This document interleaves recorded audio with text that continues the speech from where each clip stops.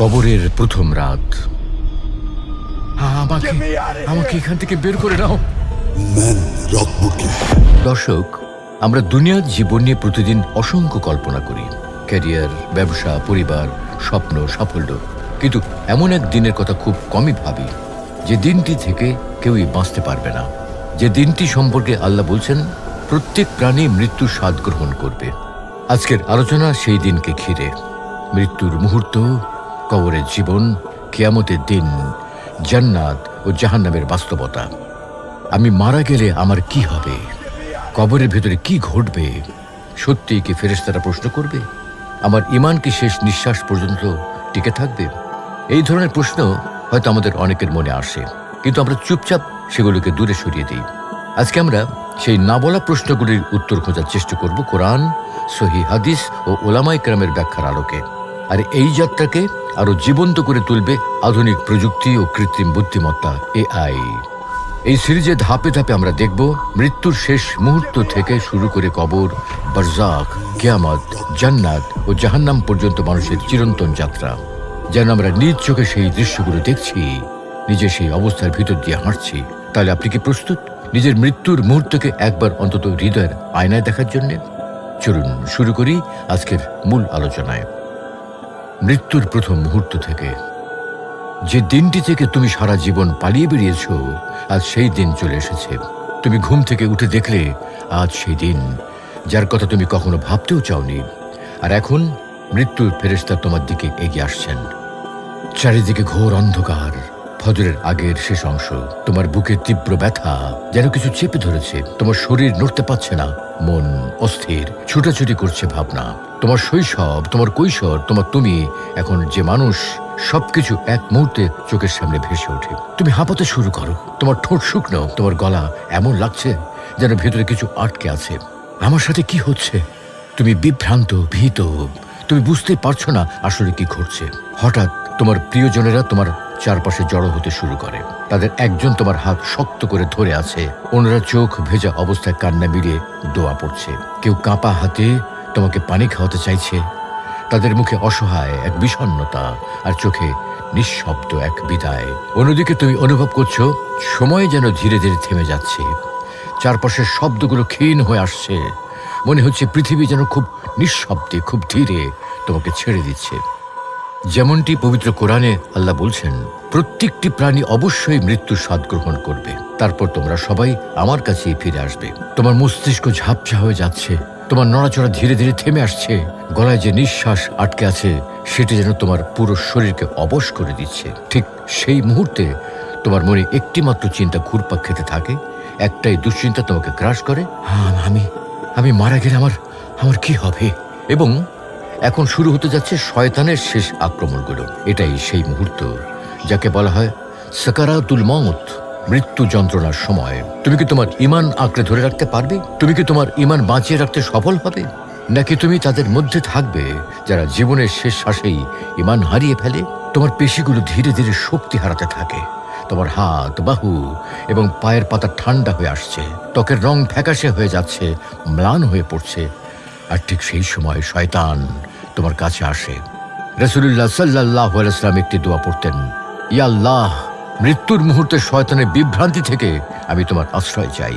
সেই মুহূর্তে শয়তানের সবচেয়ে বড় বাসনা হলো যেন তুমি ঈমান ছাড়া কবরের ভেতরে প্রবেশ করো। এজন্যই সে তার শেষ ফাঁকটুকু রেখে দেয় ঠিক শেষ সময়ের জন্য। হয়তো সে চেষ্টা করবে তোমাকে অন্য কোনো ধর্মের দিকে টেনে নিতে, অথবা হয়তো সে তোমাকে এমন কিছু কথা বলতে প্রলুব্ধ করবে যা আল্লাহর প্রতি বিদ্রোহের সমান। সে কানে কানে ফিসফিস করে বলে, তোমার জন্য কতদিন ধরে ভালো হওয়ার দোয়া করা হচ্ছে, কিন্তু দেখো তুমি তো আরো খারাপের দিকে চলে যাচ্ছ। হ্যাঁ, আল্লাহ এখন কোথায়? তুমি কি সত্যি ভাবো তিনি তোমার কথা শুনছেন? অনেক মানুষের আগেও এই মুহূর্ত পার করেছে, প্রত্যেকে নিজ নিজ ভাবে। আর এখন তোমার পালা। একটু ভাবো, হ্যাঁ একটু ভাবো। এমনকি রাসূলুল্লাহ সাল্লাল্লাহু আলাইহি ওয়াসাল্লাম নিজেই আল্লাহর কাছে এই অবস্থা থেকে নিরাপত্তা চেয়েছেন। এতে কি বোঝা যায় না বিষয়টি কত বড়? আসলে তোমার ঈমান যত দৃঢ় হবে, মৃত্যুর মুহূর্তে তোমার প্রতিক্রিয়া তত শক্তিশালী হবে। কথা আছে, মানুষ যেমন জীবন কাটায় তেমনি ভাবে মৃত্যু তাকে পেয়ে বসে। আমরা সারা জীবন আমাদের অন্তরকে যা দিয়ে ভরে রাখি, মৃত্যুর সময় আমাদের জবান সেগুলোকে উচ্চারণ করবে। যে ব্যক্তি দুনিয়ার প্রেম, লোভ আর কামনা বাসনা দিয়ে তার আত্মাকে ভরে রাখবে, মৃত্যুর সময় তার মুখেও তাই আসবে, আমার টাকা, আমার সম্পদ, আমার সুনাম। কিন্তু যে মুমিন তার জীবন কাটিয়েছে আল্লাহর ভালোবাসা বুকে নিয়ে, তার মুখে তখন উচ্চারিত হবে তার রবের নাম, ইয়া রব, ইয়া লতিফ, ইয়া রহমান, ইয়া আল্লাহ। হয়তো তুমি ভাবছো, কিন্তু আমার তো ইতিমধ্যে ঈমান আছে। কিন্তু এখানে তোমার যে ঈমান প্রয়োজন তা হলো এমন এক ঈমান যা তোমার হৃদয়ের গভীরে গেঁথে আছে আর তোমার বিবেক ও মস্তিষ্ক পুরোপুরি তাকে মেনে নিয়েছে। ধরো, আমার হাতে একটা আপেল আছে, আর একজন চোর আছে যে কোনোভাবেই এই আপেলটি আমার হাত থেকে নিয়ে যেতে চায়। যদি আমি শুধু হাতে ধরে রাখি, যতই চেষ্টা করি না কেন, সে সুযোগ পেলে সেটা কেড়ে নিতে পারবে। কিন্তু যদি আমি এই আপেলটা খেয়ে ফেলি আর সেটা আমার শরীরের ভেতরে হজম হয়ে যায়, তখন আর চোরের পক্ষে সেটা কেড়ে নেওয়া সম্ভব হয় না। ঠিক তেমনি যদি তুমি ঈমানের সত্যগুলোকে শুধু হাতে ধরে রাখো, মানে শুধু মুখে উচ্চারণ করো, তাহলে শয়তান সেগুলো কেড়ে নেওয়ার চেষ্টা করবে। কিন্তু যদি তুমি ঈমানের সত্যকে তোমার হৃদয়ে, মস্তিষ্কে এবং আত্মার গভীরে স্থান দাও, তাহলে আল্লাহর ইজাজতে মৃত্যুর মুহূর্তে শয়তান তোমার কোনো ক্ষতি করতে পারবে না। কিন্তু এমন যদি হয় তুমি মুখে পরকালের উপর ঈমানের দাবি করো, অথচ জীবনটা কাটো এমনভাবে যেন পরকাল বলে কিছু নেই, তোমার কথা একরকম, কাজ আর একরকম, তাহলে এখনই সময় নিজেকে প্রশ্ন করার। এটি এমন এক বাস্তবতা যেখানে হারানো বা জেতা অর্থাৎ চিরস্থায়ী পরিণতির বিষয়, আর তুমি এখনো ব্যাপারটাকে গুরুত্বের সঙ্গে নিচ্ছ না। তাহলে মৃত্যুর সময় আর কি কি ঘটবে? ফেরেশতারা সৎ মুমিনদের কাছে আসে উজ্জ্বল সুন্দর মুখ নিয়ে, পবিত্র সাদা পোশাকে, আর সাথে থাকে মনোমুগ্ধকর সুগন্ধি।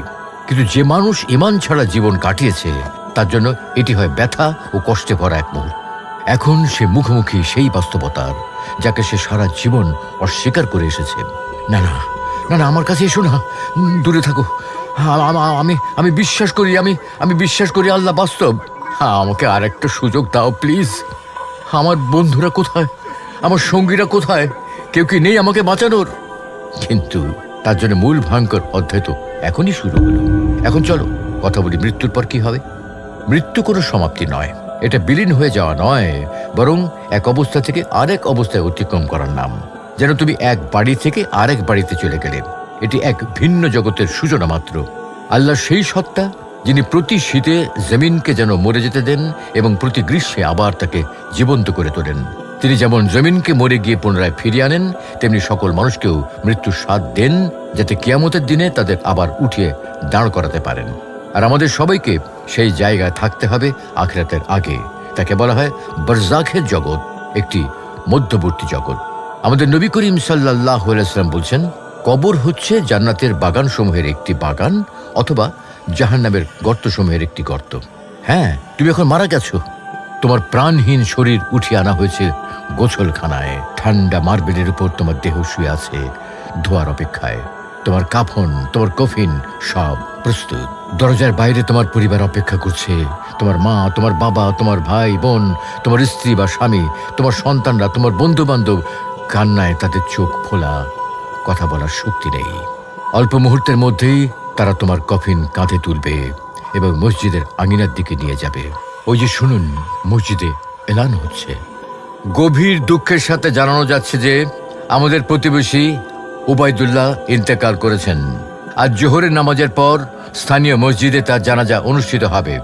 তার আত্মীয় স্বজন ও বন্ধু বান্ধবদের তার জানাজায় অংশগ্রহণ করে তার রুহের মাগফিরাত কামনা করার জন্য অনুরোধ করা যাচ্ছে। আল্লাহ তাকে বেহেশত নসিব করুন। তোমার জীবনে অসংখ্যবার তুমি এই ধরনের ঘোষণা শুনেছ, কিন্তু আজ এই ঘোষণা হচ্ছে তোমার জন্য। যারা খবরটি শোনে তারা বিস্ময়ে বলে ওঠে, সে মারা গেছে। একটু থেমে যায়, নিঃশ্বাস নেয়, তারপর আবার নিজ নিজ জীবনে ফিরে যায়। মানুষ একত্র হয়েছে সারিবদ্ধভাবে দাঁড়িয়ে তোমার জানাজা পড়তে। কেউ হয়তো কান্না থামাতে পারছে না, আমার ছেলেটা, অথবা আমার বাবা, অথবা আমার ভাই, ইত্যাদি ইত্যাদি। তারপর আবার তোমার কফিন তুলে ধরা হলো, এবার কবরের দিকে। কবর আগেই খুঁড়ে রাখা হয়েছে, খোলা। এটাই তোমার নতুন ঘর, অপেক্ষা করছে শুধু তোমার জন্য। তোমার খুব প্রিয় কেউ কবরের ভেতরে নেমে গেল এবং খুব নরমভাবে তোমার দেহকে ডান পাশে শোয়ালো, মুখ কেবলার দিকে ঘুরিয়ে দিল। তারপর সে কবর থেকে বের হয়ে এলো আর কাঠের তক্তা বা মাটি দিয়ে কবরের মুখ ঢাকতে শুরু করলো। নিজের হাতেই সে প্রথম মুঠো মাটি ফেলল তোমার ওপর। আত্মা এসব দৃশ্য প্রত্যক্ষভাবে দেখে, সবই সে দেখে।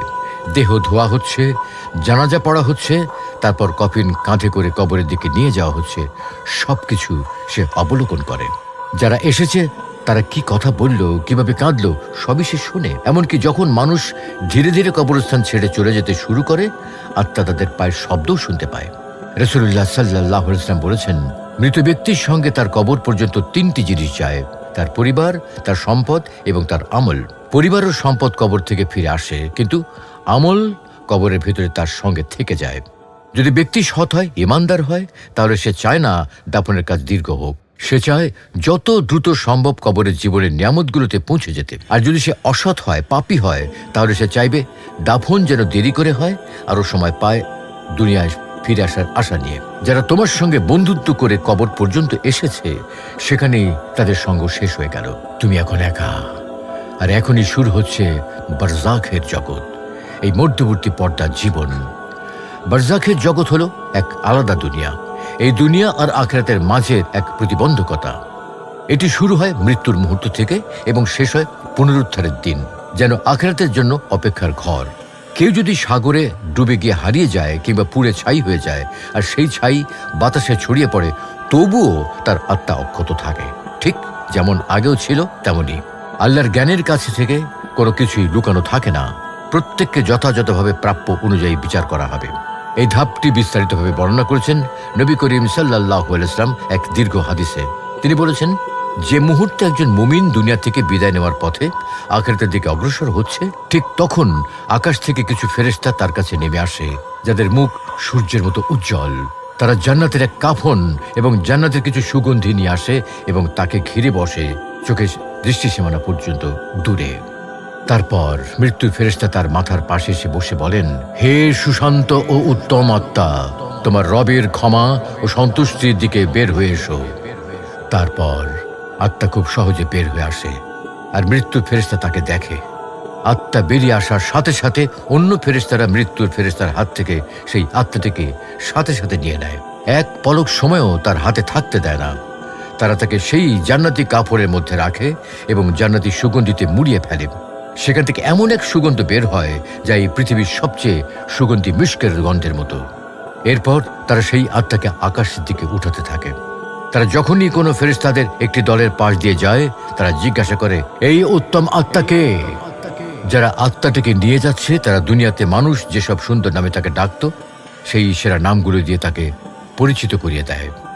যখন তারা আসমানে পৌঁছে যায়, তখন সব দরজা তাদের জন্য খুলে দেওয়া হয়। এক স্তর থেকে আরেক স্তরে, সপ্তম আসমান পর্যন্ত ফেরেশতারা তাকে স্বাগত জানাতে থাকে। এরপর আল্লাহ আদেশ করেন, আমার বান্দার আমল নামা ইল্লিজিনে লিখে রাখো, সৎকর্মশীলদের রেজিস্ট্রি, এবং তাকে আবার জমিনে ফিরিয়ে দাও। আমি তাদেরকে জমিন থেকেই সৃষ্টি করেছি, আবার সেখানেই তাদের ফিরিয়ে দেব, এবং সেখান থেকেই আবার দ্বিতীয়বার তাদের উঠাবো। তারপর সেই আত্মাকে কবরের দিকে ফিরিয়ে আনা হয় বারজাখের জগতে। আর সেখানে দুই ফেরেশতা মুনকার ও নাকির এসে প্রশ্ন করবে, তোমার রব কে? আমার রব আল্লাহ, যিনি আমার জীবনে আমার ইলাহ ছিলেন, আমি জারি ইবাদত করেছি। তোমার দ্বীনের নাম কি? আমার দ্বীন ইসলাম। তোমাদের মাঝে যে মানুষটিকে পাঠানো হয়েছিল তিনি কে? তিনি আল্লাহ রসুল মুহাম্মদ সাল্লাল্লাহু আলাইহি ওয়াসাল্লাম। এভাবেই একজন প্রকৃত মুমিন এই সকল প্রশ্নের সঠিক উত্তর দেয়। যেসব নামাজ সে পড়েছিল, যেসব সৎকর্ম সে করেছিল, সবই এসে কবরের ভেতরে তার সঙ্গী হয়। যখন মুনকার ও নাকির প্রশ্ন করতে আসে, তখন এক নুরানি অবয়ব তার মাথার পাশে এসে বসে।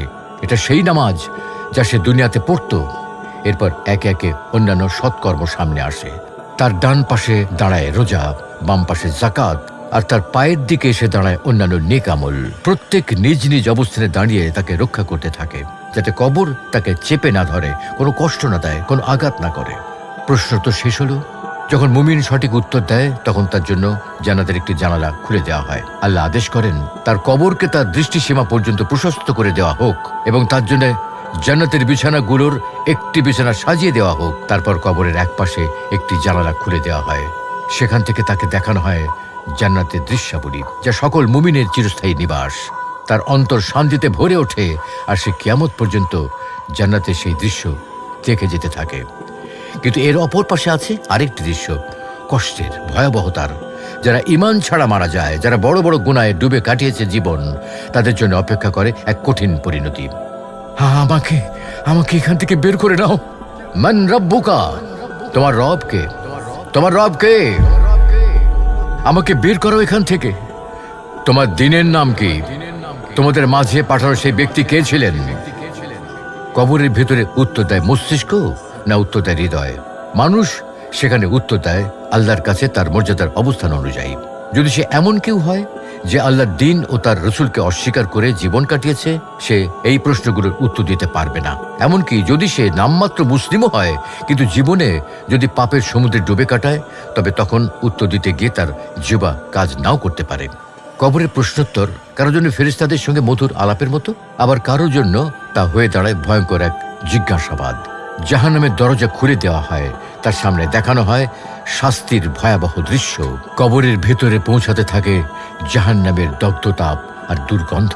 তার কবর সংকুচিত হয়ে আসে, তাকে চেপে ধরতে থাকে। তারপর এক অন্ধকার মুখ, মলিন পোশাক পরা মানুষ তার সামনে এসে দাঁড়ায় এবং বলে, এই সেই দিন যার ওয়াদা তোমাকে দেওয়া হয়েছিল। ভীত সন্ত্রস্ত আত্মা জিজ্ঞাসা করে, তুমি কে? সে জবাব দেয়, আমি তোমার মন্দ কাজগুলো, তুমি যে সুদ খেয়েছো, যে গীবত করেছো, যে হারাম জিনিসের দিকে তাকিয়েছো, তুমি যেসব গুনাহকে এতদিন ভালোবেসে করেছো, সেগুলির প্রতিচ্ছবি আমি। তুমি কি এখন ভয় পাচ্ছ? তুমি কি আমাকেই বছরের পর বছর চাওনি? দেখো দেখো, আমি এখন তোমার সামনে দাঁড়িয়ে আছি। এরপর সে দোয়া করতে থাকে, হে আমার রব, কিয়ামতের ঘন্টার ধ্বনি যেন আর না আসে। যায়েদ ইবনে সাবিদ রাদিয়াল্লাহু আনহু বলেছেন, আমরা রাসূলুল্লাহ সাল্লাল্লাহু আলাইহি ওয়াসাল্লামের সঙ্গে বনি নজ্জারের একটি বাগানে গিয়েছিলাম। তিনি তখন তার বাহনে আরোহী ছিলেন। হঠাৎ সে বাহন ভয় পেয়ে তীব্রভাবে নড়া দিল, প্রায় তাকে ফেলে দিচ্ছিল। আমরা তাকিয়ে দেখি কাছে কয়েকটি কবর আছে। তখন রাসূলুল্লাহ সাল্লাল্লাহু আলাইহি ওয়াসাল্লাম বললেন, এখানে যারা কবরের মধ্যে শুয়ে আছে, তারা বর্তমানে কবরের শাস্তির মধ্যে রয়েছে। আমি যদি ভয় না করতাম যে তোমরা তোমাদের মৃতদের দাফন করা বন্ধ করে দেবে, তাহলে আমি আল্লাহর কাছে দোয়া করতাম যেন তিনি তোমাদের সেই শাস্তি শুনিয়ে দেন যেমনটি আমি শুনছি। তারপর তিনি আমাদের দিকে ফিরে বললেন, তোমরা কবরের শাস্তি থেকে আল্লাহর কাছে আশ্রয় চাইতে থাকো। এই তো তোমার নতুন ঘর। ওপরের দুনিয়ার সব কিছু ছিল আলোকিত, রঙিন, জীবনময়, আর এখানে সবকিছু অন্ধকার, নীরব, সংকীর্ণ। সবকিছু কত দ্রুত শেষ হয়ে গেল, তাই না? তখন তুমি হয়তো বলবে, হে আল্লাহ, আমাকে আরেকটি সুযোগ দিন, আমি সত্যি আমার জীবনকে ঠিক করে নেব। অথবা তুমি বলবে, হে আমার রব, সকল প্রশংসা ও কৃতজ্ঞতা তোমারই জন্য। যদি এই ভিডিও তোমার কাছে পৌঁছে থাকে, জেনে রেখো এটা কোনো কাকতালীয় ঘটনা নয়। আল্লাহই এটাকে তোমার সামনে এনেছেন এবং শেষ পর্যন্ত তোমাকে এখানে ধরে রেখেছেন। তুমি জানো কেন? কারণ তিনি চান তুমি তোমার জীবনে কিছু পরিবর্তন আনো। তাহলে তুমি কি তার দিকে একটু এগিয়ে আসবে না? এখন তোমার জীবনের জন্য সিদ্ধান্ত নেওয়ার সময়।